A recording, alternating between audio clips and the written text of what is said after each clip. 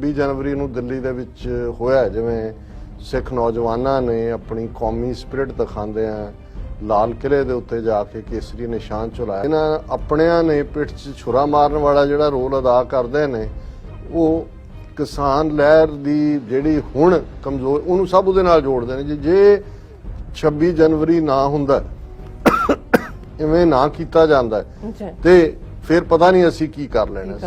ਭਾਰਤ ਦੇ ਮੀਡੀਆ ਤੰਤਰ ਤੋਂ ਡਰੇ ਹੋਏ, ਉਹਨਾਂ ਦੇ ਸਿਸਟਮ ਤੋਂ ਡਰੇ ਹੋਏ, ਉਹ ਕਹਿਣਗੇ ਜੀ ਆ ਬਾਹਰਲੇ ਸਿੱਖ ਖਾਲਿਸਤਾਨ ਕਰਦੇ ਨੇ, ਛੱਤਰ ਸਾਨੂੰ ਪੈਂਦੇ ਨੇ। ਉਹ ਬਚੇ ਹੋਏ ਇਸ ਲਈ ਨੇ ਕਿਉਂਕਿ ਬਾਹਰ ਵੱਡੀ ਗਿਣਤੀ 'ਚ ਸਿੱਖ ਨੇ। ਸਾਡੇ ਮੂੰਹਾਂ ਦਾ ਸਲਾਈਵਾ ਸੁੱਕ ਗਿਆ ਕਹਿ ਕੇ ਕਿ ਜੀ ਜਗਦੀਸ਼ ਟਾਈਟਲਰ, ਸੱਜਣ ਕੁਮਾਰ, ਆਰਡਰ ਕਿਹਦਾ ਹੈ? ਰਾਜੀਵ ਗਾਂਧੀ ਦਾ।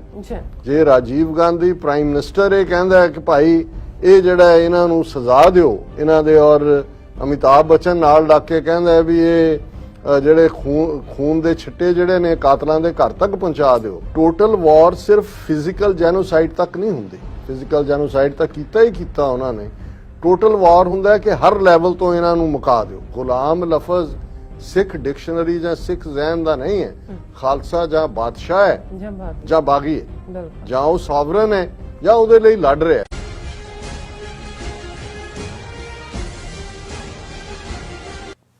Viewers welcome back to program. So viewers ਹੁਣ ਆਪਾਂ ਗੱਲਬਾਤ ਕਰਨ ਜਾ ਰਹੇ ਹਾਂ ਵਿਊਅਰਸ ਜੂਨ 84 ਦਾ ਕੱਲੂ ਹੰਕਾਰਾ ਹੋਵੇ ਜਾਂ ਨਵੰਬਰ 84 ਦੀ ਨਸਲਕੁਸ਼ੀ, ਜਾਂ ਫਿਰ ਪੰਜਾਬ ਵਿੱਚ ਹਜ਼ਾਰਾਂ ਸਿੱਖ ਨੌਜਵਾਨਾਂ ਨੂੰ ਅਣਪਛਾਤੀਆਂ ਲਾਸ਼ਾਂ ਬਣਾ ਦੇਣਾ, ਅਸੀਂ ਲਗਾਤਾਰਤਾ ਨਾਲ ਇਨਸਾਫ ਦੀ ਗੁਹਾਰ ਜਿਹੜੀ ਹੈ ਉਹ ਲਗਾ ਰਹੇ ਹਾਂ। ਅਸੀਂ ਇਹ ਭੁੱਲ ਜਾਂਦੇ ਹਾਂ ਕਿ ਜ਼ੁਲਮ ਕਰਨ ਵਾਲੇ ਸਾਮਰਾਜਾਂ ਤੋਂ ਕਦੇ ਇਨਸਾਫ ਨਹੀਂ ਮਿਲਦਾ। ਰਾਜ ਪਲਟਾ ਕਰਕੇ ਖੁਦ ਸਿਆਸੀ ਤਾਕਤ ਹਥਿਆਰਾਂ ਹੀ ਬੇਇਨਸਾਫੀ ਦਾ ਜਵਾਬ ਹੁੰਦਾ ਹੈ। ਸੋ ਖਾਲਿਸਤਾਨ ਤੋਂ ਬਿਨਾਂ ਇਨਸਾਫ ਫੂਕਣਾ ਮੱਝ ਅੱਗੇ ਬੀਨ ਵਜਾਉਣਾ ਹੈ। ਸੋ ਇਸ ਬਾਰੇ ਆਪਾਂ ਵਿਚਾਰ ਚਰਚਾ ਕਰਨ ਜਾ ਰਹੇ ਹਾਂ। ਸੋ ਅਸੀਂ ਚਾਹਾਂਗੇ ਕਿ ਦੋਸਤਾਂ ਨਾਲ ਇਸੇ ਤਰ੍ਹਾਂ ਹੀ ਬਣੇ ਰਹਿਣਾ। ਦੇਖਣ ਸੁਣੀਆਂ ਲਿਖਣ ਲਈ ਤੁਹਾਡਾ ਸਭ ਦਾ ਬਹੁਤ ਬਹੁਤ ਸ਼ੁਕਰੀਆ। ਜੀਰਾ ਸਾਹਿਬ ਕੀ ਕਹਿਣਾ ਚਾਹੋਗੇ? ਦੇਖੋ, ਜਦੋਂ ਪਾਕਿਸਤਾਨ ਨੇ ਭਾਰਤੀ ਨਿਊਕਲੀਅਰ ਟੈਸਟਾਂ ਦੇ ਜਵਾਬ ਦੇ ਵਿੱਚ 28 ਮਈ 1998 ਨੂੰ 6 ਨਿਊਕਲੀਅਰ ਟੈਸਟ ਕੀਤੇ ਬਲੋਚਿਸਤਾਨ ਦੇ ਵਿੱਚ, ਔਰ ਉਸ ਤੋਂ ਬਾਅਦ ਅਮਰੀਕਾ ਦੇ ਵਿੱਚ ਪ੍ਰੈਸਲਰ ਅਮੈਂਡਮੈਂਟ ਲੱਗ ਗਈ, ਪਾਬੰਦੀਆਂ। ਜਾਪਾਨ ਜਿਹੜਾ ਇੰਡੀਆ ਪਾਕਿਸਤਾਨ ਦੋਨਾਂ ਦੀ ਕਾਫੀ ਫਾਈਨੈਂਸ਼ੀਅਲ ਮਦਦ ਕਰਦਾ ਸੀ, ਉਹਨੇ ਵੀ ਰੋਕ ਲਈ ਮਦਦ। ਔਰ ਜਾਪਾਨ ਦਾ ਫੋਰਨ ਮਿਨਿਸਟਰ ਜਿਹੜਾ ਹੈ ਉਹ ਪਾਕਿਸਤਾਨ ਗਿਆ, ਗੌਹਰ ਅਯੂਬ ਉਦੋਂ ਪਾਕਿਸਤਾਨ ਦੇ ਫੋਰਨ ਮਿਨਿਸਟਰ ਸੀ, ਔਰ ਜਾਪਾਨੀ ਫੋਰਨ ਮਿਨਿਸਟਰ ਨੇ ਕਿਹਾ ਕਿ ਜੀ ਤੁਸੀਂ ਇਹ ਜਿਹੜਾ ਠੀਕ ਨਹੀਂ ਕੀਤਾ, ਇਹਨੂੰ ਕੈਪ ਕਰ ਦਿਓ, ਆਪਣੇ ਨਿਊਕਲੀਅਰ ਪ੍ਰੋਗਰਾਮ ਨੂੰ ਬੰਦ ਕਰ ਦਿਓ, ਔਰ ਇਹ ਠੀਕ ਨਹੀਂ ਹੈ। ਉਹਨੇ ਗੌਹਰ ਅਯੂਬ ਨੇ ਉਹਨੂੰ ਪੁੱਛਿਆ ਕਿ ਜੇ ਤੁਹਾਡੇ ਕੋਲ ਨਿਊਕਲੀਅਰ ਜਾਂ ਐਟਮ ਬੰਬ ਹੁੰਦੇ ਤੇ ਕੀ ਅਮਰੀਕਾ ਨੇ ਤੁਹਾਡੇ ਸ਼ਹਿਰਾਂ ਹੀਰੋਸ਼ੀਮਾ ਨਾਗਾਸਾਕੀ ਤੇ ਬੰਬ ਸੁੱਟਣੇ ਸੀ? ਉਹ ਚੁੱਪ ਹੋ ਗਿਆ, ਗੱਲ ਮੁੱਕ ਗਈ। ਸੋ ਬਹੁਤ ਵਾਰ ਹੁਣ ਜਦੋਂ ਅਸੀਂ ਆਪਸ ਦੇ ਵਿੱਚ ਹੀ ਬਹੁਤ ਵਾਰੀ ਜਿਹੜਾ ਉਹ ਉਲਝਦੇ ਆ ਕਿ ਜੀ ਜੇ ਇਵੇਂ ਨਾ ਹੁੰਦਾ ਤੇ ਫਿਰ ਕੀ ਹੋ ਜਾਂਦਾ, ਜਾਂ ਜਿਵੇਂ ਹੁਣ ਜੋ 26 ਜਨਵਰੀ ਨੂੰ ਦਿੱਲੀ ਦੇ ਵਿੱਚ ਹੋਇਆ, ਜਿਵੇਂ ਸਿੱਖ ਨੌਜਵਾਨਾਂ ਨੇ ਆਪਣੀ ਕੌਮੀ ਸਪਿਰਿਟ ਦਿਖਾਉਂਦੇ ਆ ਲਾਲ ਕਿਲੇ ਦੇ ਉੱਤੇ ਜਾ ਕੇ ਕੇਸਰੀ ਨਿਸ਼ਾਨ ਝੁਲਾਇਆ। ਹੁਣ ਇੱਕ ਪਾਸੇ ਤਾਂ ਸਾਡੀ ਇਹ ਪੋਲੀਟੀਕਲ ਵਿਲ ਹੈ ਜਿਹੜੀ ਕਿ ਜ਼ਾਹਰ ਹੁੰਦੀ ਹੈ ਟਾਈਮ ਟੂ ਟਾਈਮ, ਲੇਕਿਨ ਤੁਸੀਂ ਦੇਖੋ ਕਿ ਵੀ ਜਿਨ੍ਹਾਂ ਆਪਣਿਆਂ ਨੇ ਪਿੱਠ 'ਚ ਛੁਰਾ ਮਾਰਨ ਵਾਲਾ ਜਿਹੜਾ ਰੋਲ ਅਦਾ ਕਰਦੇ ਨੇ, ਉਹ ਕਿਸਾਨ ਲਹਿਰ ਦੀ ਜਿਹੜੀ ਹੁਣ ਕਮਜ਼ੋਰ, ਉਹਨੂੰ ਸਭ ਉਹਦੇ ਨਾਲ ਜੋੜਦੇ ਨੇ। ਜੇ 26 ਜਨਵਰੀ ਨਾ ਹੁੰਦਾ, ਇਵੇਂ ਨਾ ਕੀਤਾ ਜਾਂਦਾ ਤੇ ਫਿਰ ਪਤਾ ਨਹੀਂ ਅਸੀਂ ਕੀ ਕਰ ਲੈਣਾ ਸੀ। ਹੁਣ ਜ਼ਾਹਰ ਹੈ ਕਿ ਇਹ ਵੀ ਇੱਕ, ਜਦੋਂ ਅਸੀਂ ਗੁਲਾਮੀ ਦੀਆਂ ਨਿਸ਼ਾਨੀਆਂ ਦੇਖਦੇ ਹਾਂ, ਬਹੁਤ ਵਾਰ ਜਦੋਂ ਤੁਹਾਡੇ ਨਾਲ ਮਾੜਾ ਸਲੂਕ ਹੋ ਰਿਹਾ ਹੁੰਦਾ ਤੇ ਇਹ ਵੀ ਅਹਿਸਾਸੇ ਕਮਤਰੀ ਜਾਂ ਲੰਬਾ ਵਕਤ ਗੁਲਾਮੀ ਚੋਂ ਇੱਕ ਟ੍ਰੇਟ ਪੈਦਾ ਹੋ ਜਾਂਦਾ ਕਿ ਤੁਸੀਂ ਆਪਣੇ ਆਪ ਨੂੰ ਹੀ ਹਰ ਚੀਜ਼ ਦੇ ਲਈ ਦੋਸ਼ੀ ਦੱਸੋ ਕਿ ਜੀ ਜੇ ਇਵੇਂ ਅਸੀਂ ਨਾ ਕਰੀਏ। ਔਰ ਇਹ ਤੁਸੀਂ ਦੇਖੋਗੇ ਕਿਉਂਕਿ ਬਾਹਰਲੇ ਸਿੱਖ ਜੇ ਹੁਣ 5 ਮਿਲੀਅਨ ਸਿੱਖ ਡਾਇਸਪੋਰਾ ਇੱਕ ਆਜ਼ਾਦੀ ਦੀ ਸਪਿਰਿਟ ਰੱਖਦਾ, ਉਹ ਗੱਲ ਕਰਨਗੇ ਤੇ ਉੱਥੋਂ ਕਈ ਜਿਹੜੇ ਪ੍ਰੋਗਰਾਮਡ ਨੇ, ਜਿਹੜੇ ਭਾਰਤ ਦੇ ਮੀਡੀਆ ਤੰਤਰ ਤੋਂ ਡਰੇ ਹੋਏ, ਉਹਨਾਂ ਦੇ ਸਿਸਟਮ ਤੋਂ ਡਰੇ ਹੋਏ, ਉਹ ਕਹਿਣਗੇ ਜੀ ਆ ਬਾਹਰਲੇ ਸਿੱਖ ਖਾਲਿਸਤਾਨ ਕਰਦੇ ਨੇ, ਛੱਤਰ ਸਾਨੂੰ ਪੈਂਦੇ ਨੇ ਕਿ ਸਾਨੂੰ ਤੁਸੀਂ ਜੁੱਤੀਆਂ ਪਵਾ। ਉਹਨਾਂ ਨੂੰ ਇਹ ਨਹੀਂ ਪਤਾ ਹੈ ਵੀ ਉਹ ਬਚੇ ਹੋਏ ਇਸ ਲਈ ਨੇ ਕਿਉਂਕਿ ਬਾਹਰ ਵੱਡੀ ਗਿਣਤੀ 'ਚ ਸਿੱਖ ਨੇ। ਔਰ ਇੱਕ ਕਸ਼ਮੀਰੀ ਵੀਰ ਨੇ ਪਿਛਲੇ ਦਿਨਾਂ 'ਚ ਲਿਖਿਆ ਸੀ ਕਿ ਕਾਸ਼ ਜਿੰਨਾ ਵੱਡਾ ਸਿੱਖ ਡਾਇਸਪੋਰਾ ਹੈ ਕਸ਼ਮੀਰੀਆਂ ਦਾ ਵੀ ਡਾਇਸਪੋਰਾ ਹੁੰਦਾ, ਕਿਉਂਕਿ ਜੇ ਅਸੀਂ ਦੇਖਦੇ ਹਾਂ ਤੇ ਇਹ ਗੱਲ ਸਿੱਧਾ ਸਵਾਲ ਜਿਹੜਾ ਗੌਹਰ ਆਯੂਬ ਨੇ ਜਾਪਾਨੀ ਫੋਰਨ ਮਿਨਿਸਟਰ ਨੂੰ ਪੁੱਛਿਆ ਸੀ ਕਿ ਜੇ ਸਾਡਾ ਮੁਲਕ ਹੁੰਦਾ, ਸਾਡੀ ਫੌਜ ਹੁੰਦੀ ਤੇ ਕੀ ਕੋਈ ਡੇਅਰ ਕਰ ਸਕਦਾ ਸੀ ਕਿ ਟੈਂਕਾਂ ਤੋਪਾਂ ਦੇ ਨਾਲ ਸਾਡੇ ਸਭ ਤੋਂ ਮੁਕੱਦਸ ਦਰਬਾਰ ਸਾਹਿਬ ਤੇ ਉਹ ਫੌਜੀ ਹਮਲਾ ਕਰਦੇ? ਇੱਕ ਸਿੱਖ ਕੱਟ ਮਰਦਾ ਉਹਦੇ ਲਈ, ਕਿਉਂਕਿ ਤੁਹਾਡਾ ਆਪਣਾ ਮੁਲਕ ਹੋਣਾ ਸੀ। ਹੁਣ ਉਹਨਾਂ ਨੇ ਕਿਵੇਂ ਇਸ ਗੁਲਾਮੀ ਦੇ ਵਿੱਚ ਧੱਕੇ ਹੋਏ ਜਿਹੜੇ ਕੁਛ ਨੇ ਉਹਨਾਂ ਨੂੰ ਹੀ ਵਰਤਿਆ, ਕਿਵੇਂ head of the state Giani Zail Singh ਹੈ, ਮੌਕੇ ਦੇ ਉੱਤੇ ਜਿਹੜਾ ਕੋਈ ਦਿਆਲ ਹੈ, ਕੋਈ ਬਰਾੜ ਹੈ, ਇਹ ਪ੍ਰਭਾਵ ਦੇਣ ਲਈ ਕਿ ਇਹ law and order the situation ਹੈ।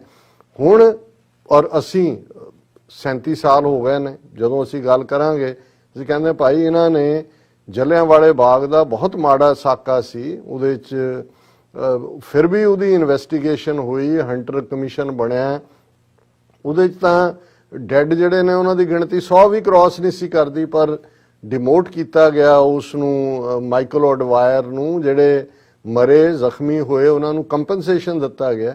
ਜੂਨ 84 ਦੇ ਘੱਲੂਘਾਰੇ ਦੀ ਤਾਂ ਸਾਡੇ ਕੋਲ ਲਿਸਟ ਵੀ ਨਹੀਂ ਹੈ ਕਿ ਕਿਵੇਂ ਹਜ਼ਾਰਾਂ ਮਾਰੇ, ਕਿੱਥੇ ਆ ਉਹਨਾਂ ਦਾ ਬਲੂਪ੍ਰਿੰਟ, ਕਿੱਥੇ ਆ ਉਸ ਸਾਰੇ ਦਾ ਡਾਕੂਮੈਂਟ ਜਾਂ ਵਾਈਟ ਪੇਪਰ ਉਸ ਦੇ ਉੱਤੇ, ਪਰ ਉਸ ਦੇ ਉੱਤੇ ਕੋਈ ਇਹ ਪਾਰਟ ਨਹੀਂ ਹੈ। ਇਸ ਦੇ ਉਲਟ ਸਾਡਾ ਇੱਕ ਹਿੱਸਾ ਇਸ ਗੱਲ ਦੀ ਡਿਬੇਟ 'ਚ ਹੁੰਦਾ ਹੈ ਕਿ ਜੀ ਜੇ ਉੱਥੇ ਹਥਿਆਰ ਲੈ ਕੇ ਨਾ ਜਾਂ ਬੈਠੇ ਹੁੰਦੇ ਤੇ ਇਹ ਭਾਣਾ ਨਹੀਂ ਸੀ ਵਾਪਰਨਾ। ਫਿਰ ਅਸੀਂ ਦੇਖਦੇ ਹਾਂ ਕਿ ਲਗਾਤਾਰਤਾ ਨਾਲ ਨਵੰਬਰ 84 ਦੀ ਸਿੱਖ ਨਸਲਕੁਸ਼ੀ ਹੁੰਦੀ ਹੈ, ਔਰ ਸਾਡੇ ਮੂੰਹਾਂ ਦਾ ਸਲਾਈਵਾ ਸੁੱਕ ਗਿਆ ਕਹਿ ਕੇ ਕਿ ਜੀ ਜਗਦੀਸ਼ ਟਾਈਟਲਰ, ਸਜਨ ਕੁਮਾਰ, ਆਰਡਰ ਕਿਹਦਾ ਹੈ? ਰਾਜੀਵ ਗਾਂਧੀ ਦਾ। ਹੁਣ ਜੇ ਰਾਜੀਵ ਗਾਂਧੀ ਪ੍ਰਾਈਮ ਮਿਨਿਸਟਰ ਇਹ ਕਹਿੰਦਾ ਕਿ ਭਾਈ ਇਹ ਜਿਹੜਾ ਇਹਨਾਂ ਨੂੰ ਸਜ਼ਾ ਦਿਓ ਇਹਨਾਂ ਦੇ, ਔਰ ਅਮਿਤਾਭ ਬੱਚਨ ਨਾਲ ਲੱਗ ਕੇ ਕਹਿੰਦਾ ਵੀ ਇਹ ਜਿਹੜੇ ਖੂਨ ਦੇ ਛਿੱਟੇ ਜਿਹੜੇ ਨੇ ਕਾਤਲਾਂ ਦੇ ਘਰ ਤੱਕ ਪਹੁੰਚਾ ਦਿਓ, ਤੇ 37 ਸਾਲ ਬੀਤਣ ਬਾਅਦ ਵੀ ਤੁਸੀਂ ਕਹੀ ਜਾਓ ਕਿ ਜੀ ਦਿੱਲੀ 'ਚ 5000 ਮਾਰਿਆ ਕਿ 6 ਮਾਰਿਆ, ਕਾਨਪੁਰ 'ਚ ਕੀ ਹੋਇਆ, ਬੋਕਾਰੋ 'ਚ ਕੀ ਹੋਇਆ, ਭਾਰਤ ਭਰ 'ਚ ਕੀ ਹੋਇਆ, ਕੁੱਕੀ ਜਾਓ ਇਨਸਾਫ ਇਨਸਾਫ ਇਨਸਾਫ। ਹੁਣ ਗੱਲ ਅਲਟੀਮੇਟਲੀ ਇਹ ਹੈ, ਗੱਲ ਇਨਸਾਫ ਫਿਰ ਲਿਆ ਜਾਂਦਾ ਟਾਇਰੈਂਟ ਰਜੀਮ 'ਚ। ਭਾਈ ਗੁਰਦਾਸ ਜੀ ਨੇ ਇੱਕ ਥਾਂ ਤੇ ਕਿਹਾ ਕਿ ਵੀ ਖਾਂਡ ਖਾਂਡ ਕਹਿਤ ਹੋਤ ਨਾ ਸਵਾਦ ਮਿੱਠੋ, ਕਿ ਤੁਸੀਂ ਖੰਡ ਖੰਡ ਖੰਡ ਖੰਡ ਕਰੀ ਜਾਓ, ਕੋਈ ਮੂੰਹ 'ਚ ਮਿੱਠਾ ਤਾਂ ਨਹੀਂ ਆ ਜਾਂਦਾ। ਤੁਸੀਂ ਡ੍ਰੀਮ ਕਰੀ ਜਾਓ ਵੀ ਜਿਹੜਾ ਤੁਹਾਨੂੰ ਖੰਡ ਮਿਲੇ, ਪਰ ਖੰਡ ਦੇ ਲਈ ਤੁਹਾਨੂੰ ਐਫਰਟ ਕਰਨਾ ਪੈਂਦਾ। ਸੋ ਇਹੀ ਹਾਲ ਅਸੀਂ ਨਵੰਬਰ 84 ਤੋਂ ਬਾਅਦ ਪੰਜਾਬ 'ਚ 84 ਤੋਂ 95 ਤੱਕ ਕਿਵੇਂ ਪੰਜਾਬ ਦੇ 12000 ਤੋਂ ਜ਼ਿਆਦਾ ਪਿੰਡਾਂ 'ਚ ਚੁਣ ਕੇ ਨੌਜਵਾਨ ਮਾਰੇ ਗਿਆਂ ਦੀ ਗਿਣਤੀ ਲੱਖ ਹੈ, 1.5 ਲੱਖ ਹੈ, ਸਾਨੂੰ ਨਹੀਂ ਪਤਾ, ਕਿਉਂਕਿ ਉਹ ਮਾਰਨ ਵਾਲੇ ਸਮਾਧਾਂ ਤੇ ਨਹੀਂ ਬਣਾਉਂਦੇ ਕਿ ਭਾਈ ਉਹ ਤੁਹਾਨੂੰ ਉਹਨਾਂ ਨੇ ਤਾਂ ਅਣਪਛਾਤੀਆਂ ਲਾਸ਼ਾਂ ਤੁਹਾਨੂੰ ਬਣਾ ਦਿੱਤਾ ਹੈ। ਉਹ ਤਾਂ 3 ਜਿਹੜੇ ਸ਼ਮਸ਼ਾਨ ਘਾਟ ਨੇ, ਅੰਮ੍ਰਿਤਸਰ ਦਾ, ਤਰਨਤਾਰਨ ਦਾ, ਪੱਟੀ ਦਾ, ਦੁਰਗਿਆਣਾ ਮੰਦਿਰ ਦਾ, ਜਿਹਦੇ ਉੱਤੇ ਅਣਪਛਾਤੀਆਂ ਲਾਸ਼ਾਂ ਨੂੰ ਪਛਾਣ ਦਿੰਦੇ ਆ। ਸ਼ਹੀਦ ਜਸਵੰਤ ਸਿੰਘ ਖਾਲੜਾ ਉਹ ਆਪ ਸ਼ਹੀਦੀ ਪਾ ਗਏ। ਹੁਣ ਉਸ ਤੋਂ ਬਾਅਦ ਹੁਣ ਤੱਕ ਦੇਖ ਲਓ ਪੰਜਾਬ 'ਚ ਕਿਵੇਂ ਡਰੱਗ ਕਲਚਰ ਲਿਆਂਦਾ ਗਿਆ, ਕਿਵੇਂ ਹੁਣ ਇਕਨੋਮਿਕਲ ਜਿਹੜੀ ਟੋਟਲ ਵਾਰ ਹੁੰਦੀ ਹੈ, ਬਹੁਤ ਵਾਰ ਇਹ ਲਫ਼ਜ਼ ਮੈਂ ਇਸਤੇਮਾਲ ਕਰਦਾ ਹਾਂ, ਸ਼ਾਇਦ ਕਈਆਂ ਨੂੰ ਇਸ ਦਾ ਪਤਾ ਵੀ ਹੋਏਗਾ। ਟੋਟਲ ਵਾਰ ਸਿਰਫ ਫਿਜ਼ੀਕਲ ਜੈਨੋਸਾਈਡ ਤੱਕ ਨਹੀਂ ਹੁੰਦੀ, ਫਿਜ਼ੀਕਲ ਜੈਨੋਸਾਈਡ ਤਾਂ ਕੀਤਾ ਹੀ ਕੀਤਾ ਉਹਨਾਂ ਨੇ। ਟੋਟਲ ਵਾਰ ਹੁੰਦਾ ਕਿ ਹਰ ਲੈਵਲ ਤੋਂ ਇਹਨਾਂ ਨੂੰ ਮੁਕਾ ਦਿਓ। ਉਹ ਤੁਹਾਡੀ ਹਿਸਟਰੀ, ਸਿੱਖ ਰੈਫਰੈਂਸ ਲਾਇਬ੍ਰੇਰੀ ਅਸੀਂ ਗੱਲ ਕਰਾਂਗੇ 7-8 ਜੂਨ ਤੱਕ ਪਹੁੰਚਦੇ ਹਾਂ, ਕਿਵੇਂ ਸਾਡਾ ਇਤਿਹਾਸਕ ਖਜ਼ਾਨਾ 4 ਸਦੀਆਂ ਦਾ ਜਿਹੜਾ ਪਿਛਲੇ 18ਵੀਂ ਸਦੀ ਦੇ ਘੱਲੂਘਾਰਿਆਂ ਤੋਂ ਬਚ ਗਿਆ, ਉਹਨੂੰ ਕਿਵੇਂ ਲੁੱਟ ਕੇ ਲੈ ਗਏ, ਕਿਵੇਂ ਉਹਨਾਂ ਨੇ ਪੰਜਾਬ ਦੇ ਵਿੱਚ ਕਲਚਰਲ ਜੈਨੋਸਾਈਡ ਕਰਦੇ ਆ, ਵੱਧ ਤਹਿਜ਼ੀਬ ਵਾਲੇ ਅਖਾੜੇ ਲਵਾਏ। ਇਹ ਸਾਰੇ ਜਿਹੜੇ ਬਦਕਾਰ ਕਿਸਮ ਦੇ ਉਸ ਜ਼ਮਾਨੇ ਦੇ ਕਲਾਕਾਰ ਸੀ ਉਹਨਾਂ ਨੂੰ ਇਕੱਠੇ ਕਰਕੇ ਭਰਤੀ ਕਰਕੇ, ਕਿਵੇਂ KP ਗਿੱਲ ਨੇ ਪੰਜਾਬ ਦੇ ਵਿੱਚ ਉਹ ਜਿਹੜਾ ਜਿਹਨੂੰ ਕਿਹਾ ਜਾਂਦਾ ਸੀ ਕਿ ਸੱਭਿਆਚਾਰਕ ਮੇਲਾ, ਜਿਹਦਾ ਮਤਲਬ ਸੀ ਕਿ ਤੁਸੀਂ ਜਵਾਨੀ ਨੂੰ ਹਟਾਓ, ਵਲਗੈਰਿਟੀ 'ਚ ਸੁੱਟੋ, ਅਸ਼ਲੀਲਤਾ ਦੇ ਵਿੱਚ ਸੁੱਟੋ। ਫਿਰ ਡਰੱਗਸ, ਜਿਸ ਪੈਮਾਨੇ ਤੇ ਕੌਣ ਡਰੱਗਸ ਲਿਆਂਦਾ ਹੈ। ਪੰਜਾਬ ਦਾ ਜਿਹੜਾ ਬਾਰਡਰ ਪਾਕਿਸਤਾਨ ਦੇ ਨਾਲ ਲੱਗਦਾ, ਉਹਦੇ 'ਚ ਤਾਂ ਨਾ ਕੋਈ ਪਰਿੰਦਾ ਨਾ ਕੋਈ ਚਰਿੰਦਾ ਆ ਹੀ ਨਹੀਂ ਸਕਦਾ, ਤਾਰ ਲੱਗੀ ਹੋਈ ਹੈ, ਇਲੈਕਟ੍ਰਿਕ ਕਰੰਟ ਛੱਡਿਆ ਹੋਇਆ, ਕੌਣ ਡਰੱਗਸ ਪੰਜਾਬ ਦੇ ਵਿੱਚ ਲਿਆਂਦਾ, ਕਿਹਨੇ ਸਾਰੀ ਨੌਜਵਾਨੀ ਨੂੰ ਨਸ਼ਈ ਕੀਤਾ। ਔਰ ਇਸੇ ਤਰ੍ਹਾਂ ਜਦੋਂ ਅੱਜ ਖੇਤੀ ਕਾਨੂੰਨਾਂ ਤਿੰਨਾਂ ਦੀ ਗੱਲ ਹੁੰਦੀ ਹੈ, ਇਹਨੂੰ ਬਹੁਤੇ ਖੇਤੀ ਕੋ ਮੈਂ ਕਿਹਾ ਜੀ ਇਹ ਫਾਈਨਲ ਸਟੈਪ ਹੈ ਇਕਨੋਮਿਕਲ ਜੈਨੋਸਾਈਡ ਦਾ, ਕਿ ਉਹਨਾਂ ਨੇ ਤੁਹਾਡਾ ਰਾਈਸ ਬਾਉਲ ਵੀ ਤੋੜ ਦਿੱਤਾ ਹੈ, ਕਹਿ ਕੇ ਭਾਈ ਇਹ ਤੁਹਾਡੀਆਂ ਜ਼ਮੀਨਾਂ ਵੀ ਅਸੀਂ ਅੰਬਾਨੀ, ਅਡਾਨੀ, ਪਤੰਜਲੀ ਦੇ ਹਵਾਲੇ ਕਰ ਦੇਣੀ। ਹੁਣ ਇਹ 37 ਵਰਿਆਂ ਦੀ ਕਹਾਣੀ ਜਿਹੜੀ ਦੱਸ ਰਹੀ ਹੈ, ਔਰ ਇਹ ਕੱਲਾ ਇਹ ਰਜੀਮ ਨਹੀਂ ਹੈ। ਕਦੇ ਕੋਈ ਬੱਕਰਾ ਜੇ ਕਸਾਈ ਤੋਂ ਰਹਿਮ ਦੀ ਅਪੀਲ ਕਰੇ ਤੇ ਉਹ ਤਾਂ ਨਹੀਂ ਮੰਨੀ ਜਾਣੀ, ਉਹ ਤਾਂ ਉਸ ਨੂੰ ਉਹਨੇ ਬੁੱਚਰ ਹੀ ਕਰਨਾ, ਉਹ ਸਮਝਦਾ ਵੀ ਇਹ ਤਾਂ ਬਣਿਆ ਇਸੇ ਕੰਮ ਲਈ ਹੈ। ਹੁਣ ਅਸੀਂ ਉਹਨਾਂ ਤੋਂ ਇਨਸਾਫ ਮੰਗਦੇ ਹਾਂ, ਉਹ ਇੰਦਰਾ ਗਾਂਧੀ ਤੋਂ ਲੈ ਕੇ ਨਰਿੰਦਰ ਮੋਦੀ ਤੱਕ, ਜਿਹੜੇ ਤੁਹਾਨੂੰ ਇਸ ਗੱਲ ਦੇ ਉੱਤੇ, ਉਹ ਤਾਂ ਇਵੇਂ ਹੀ ਹੈ ਜਿਵੇਂ ਉਹ ਅਸੀਂ ਆਮ ਤੌਰ ਦੇ ਉੱਤੇ ਦੇਖਦੇ ਹਾਂ ਕਿ ਜਦੋਂ ਕੋਈ ਅੜਦਾ ਉਸ ਨੂੰ ਅੱਗੋਂ ਦਬਾਉਣ ਦੀ ਕੋਸ਼ਿਸ਼ ਕੀਤੀ ਜਾਂਦੀ ਹੈ, ਫਿਰ ਜੇ ਉਹ ਦੱਬ ਕੇ ਫੇਰ ਖਲੋਂਦਾ ਉਹਨੂੰ ਫੇਰ ਦਬਾਉਣ ਦੀ, ਫਿਰ ਇੱਕ ਸਟੇਜ ਆਉਂਦੀ ਹੈ ਜਦੋਂ ਤੱਕ ਤੁਸੀਂ ਆਪਣਾ ਉਹ ਡਿਫਾਈਂਸ ਕਾਇਮ ਰੱਖਦੇ ਹੋ ਤੇ ਫਿਰ ਦੁਸ਼ਮਣ ਵੀ ਕਮਜ਼ੋਰ ਹੁੰਦਾ ਚਲਾ ਜਾਂਦਾ, ਤੁਹਾਨੂੰ ਵੰਗਾਰਨ ਵਾਲਾ, ਔਰ ਇੱਕ ਦਿਨ ਫਿਰ ਤੁਹਾਡੀ ਗੱਲ ਪੁੱਗਦੀ ਹੈ, ਗੱਲ ਤੁਹਾਡੀ ਸੁਣੀ ਜਾਂਦੀ ਹੈ।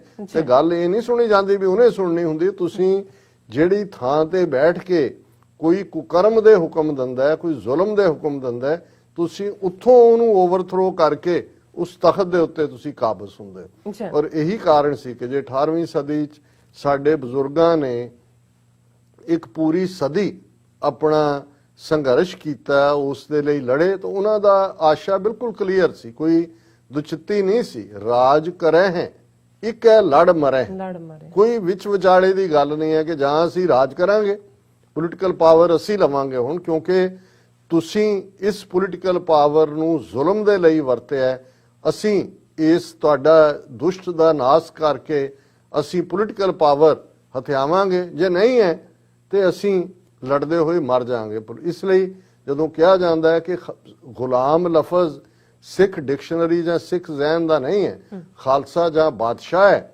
ਜਾਂ ਬਾਗੀ ਹੈ, ਜਾਂ ਉਹ ਸੋਵਰਨ ਹੈ ਜਾਂ ਉਹਦੇ ਲਈ ਲੜ ਰਿਹਾ ਹੈ, ਵਿੱਚ ਵਿਚਾਲੇ ਦੀ ਕੋਈ ਗੱਲ ਨਹੀਂ ਹੈ।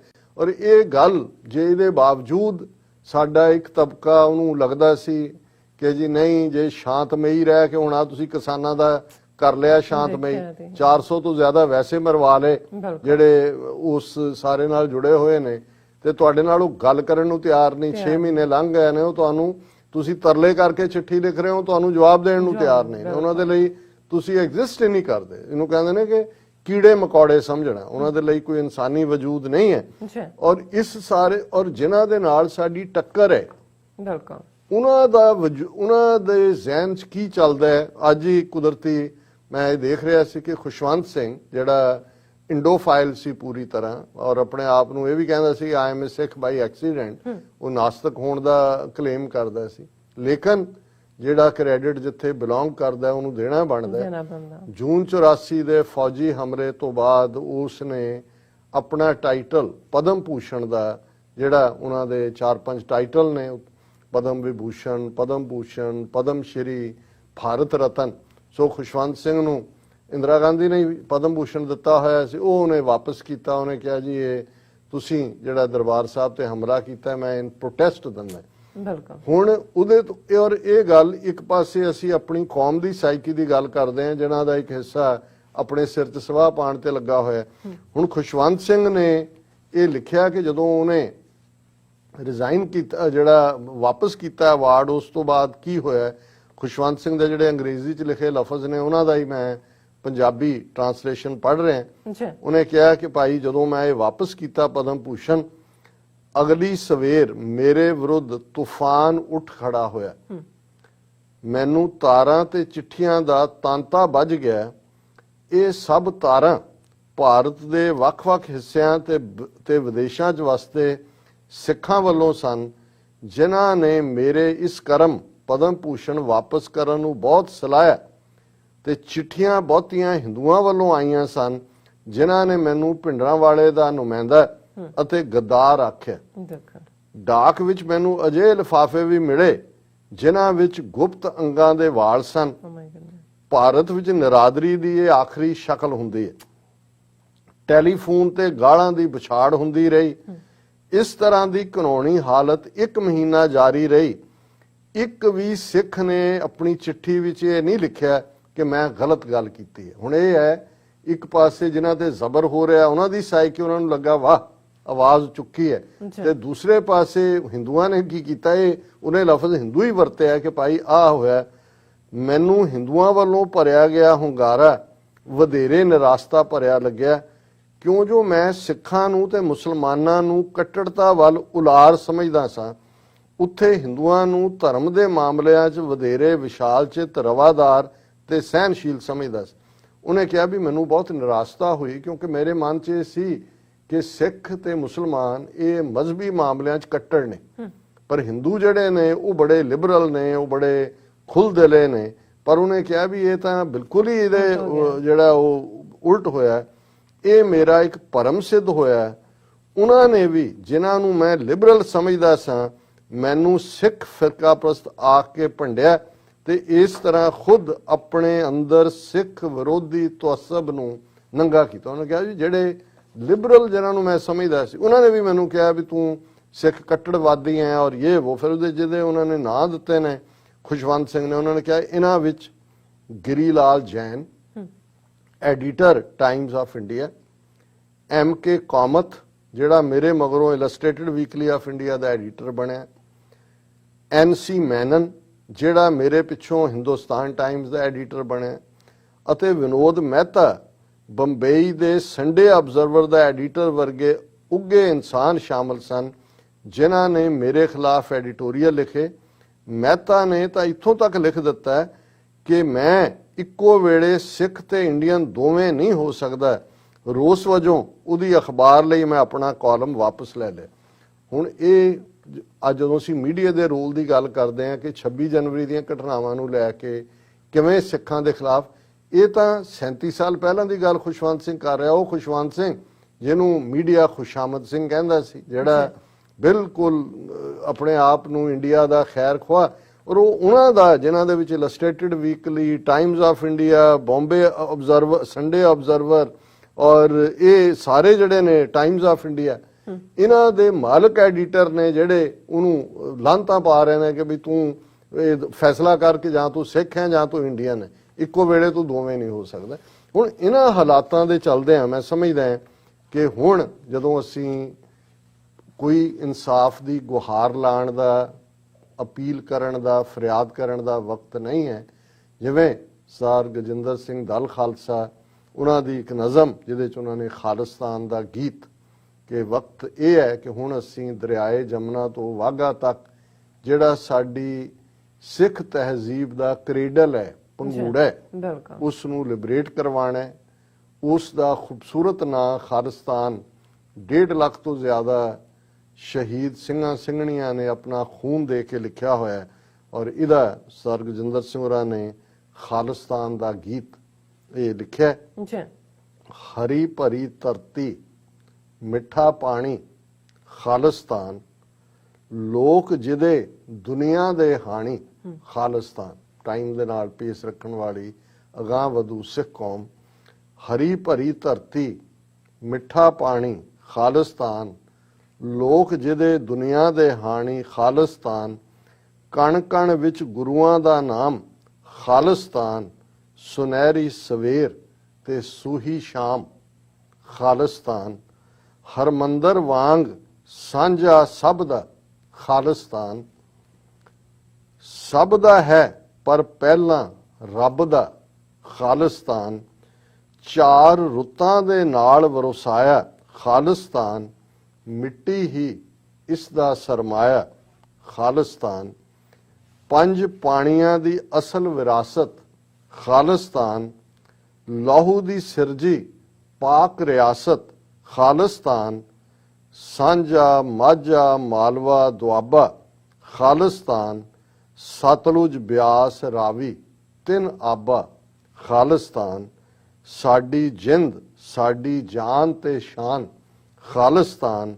ਸਰਕਾਰ ਖਾਲਸਾ ਦੀ ਪਹਿਚਾਨ, ਖਾਲਿਸਤਾਨ।